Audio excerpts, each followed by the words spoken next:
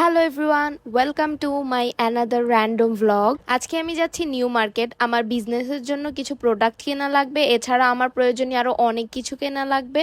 অনেক মাস থেকে আমি সময় বের করার চেষ্টা করছিলাম, বাট সময় হয়ে উঠতেছিল না। আর এত ঘন্টা আমি কিভাবে দিব আমি সেটাই বুঝতেছিলাম না। দ্যাটস আমার যাওয়াও হচ্ছিল না। ফাইনালি আমি আজকে যাওয়ার জন্য রেডি, বাট তারপরও আমার আজকে একটা ক্লাস টেস্ট আছে যেটা অনলাইনে নেওয়া হবে। সো আমি কিন্তু ওইটার জন্য বসে থাকিনি, কারণ আমি যদি ক্লাস টেস্টের জন্য বসে থাকতাম তাহলে আমার যেতে যেতে অনেক লেট হয়ে যেত আর আমার জিনিসগুলো কেনাও হতো না। দ্যাটস ওয়াই আমি পেপারস নিয়েই বের হয়েছি যে যখন সিটিটা স্টার্ট হবে আমি কোথাও একটা বসে সিটিটা দিয়ে দিব।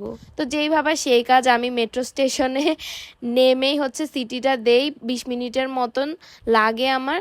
তারপর হচ্ছে আমি শাহবাগে চলে আসি, অ্যান্ড শাহবাগে নেমে এই ফুলের দোকানগুলোর সামনে আমি অলওয়েজ যাই, কারণ আমার ফুল দেখতে অনেক বেশি ভালো লাগে। এরপর শাহবাগ থেকে আমি 50 টাকা রিক্সা ভাড়া দিয়ে গাউসিয়ায় চলে যাই। তখন অলরেডি দুপুর হয়ে গিয়েছে। সো আমি লাঞ্চের জন্য একটা রেস্টুরেন্টে যাই, আর এটা একদম নতুনই হয়েছে রেস্টুরেন্টটা, আমি নাম ভুলে গিয়েছি। আমি অর্ডার করেছিলাম ভাত, শুটকি ভর্তা আর চিকেন ঝাল ফ্রাই। আমি অনেক বেশি হাংরি ছিলাম, বিকজ আমি সকালবেলা তেমন একটা কিছু নাস্তাও করিনি, আর সকাল সকালে আমি টিউশনে গিয়েছিলাম। আজকে আমার কোনো ক্লাস নেই, এর জন্য সকাল সকাল টিউশন গুলো করে এক সাইড করে আমি এদিকে আসছি। আর অনেক লং টাইম থেকে আমার শপিং করতে হবে, হাঁটতে হবে। দ্যাটস ওয়াই আমি আগে খেয়ে নিয়েছি, কারণ এই ক্ষুধা পেটে আমি ভালো করে শপিংও করতে পারবো না। এন্ড এখানকার শুটকি ভর্তাটা অনেক বেশি টেস্টি ছিল। তারপর আমি একটা চা নেই, চা খেয়ে তারপরে আমি আমার মেইন কাজের জন্য চলে যাই। সো অনেক ঘোরাঘুরির পর আমি ধানমন্ডি হকার্স মার্কেটে যাই, কারণ আমার এখানে কিছু শাড়িও লাগবে। যে বিজনেস প্রোডাক্ট গুলো রিসার্চ করার জন্য আমি গিয়েছিলাম সেই কাজটা আমার ডান।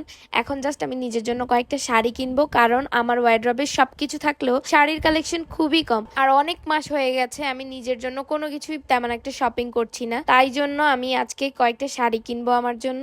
আর এত এত শপিং এর মাঝখানে না আর কোনো ক্লিপও তেমন নেওয়া হয় নাই। এরপর আমি চলে যাই নূর ম্যানশনে গিয়েছিলাম মেইনলি ব্লাউজ কেনার জন্য। আর রিসেন্টলি এত ট্রেন্ডি সুন্দর সুন্দর ব্লাউজ এসেছে মার্কেটে, ও মাই গড। এক একটা ব্লাউজের দাম 1000 করে চাচ্ছিল, বাট ব্লাউজগুলো অনেক সুন্দরও ছিল। এরপর নিচতলায় এসে কিছু চুড়ি কিনি, কারণ আমার চুড়ির কালেকশনও তেমন নেই বললেই চলে। তাছাড়া বাসার জন্য কিছু জিনিস কিনি। তো আমি কি কি কিনেছি সেটা নেক্সট পার্টে তোমাদেরকে দেখাবো। আজকের ব্লগ এখানেই শেষ, বাই।